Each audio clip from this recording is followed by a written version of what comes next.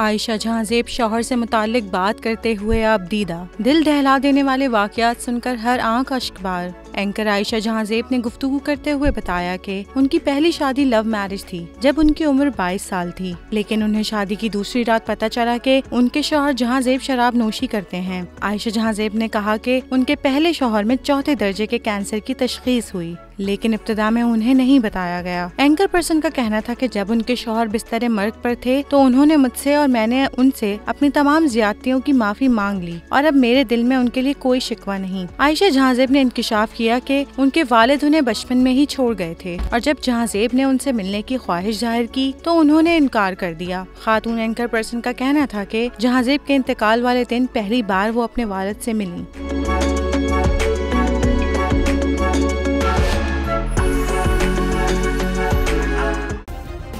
Subscribe करें और bell दबाएं ताकि कोई खबर रह न जाए।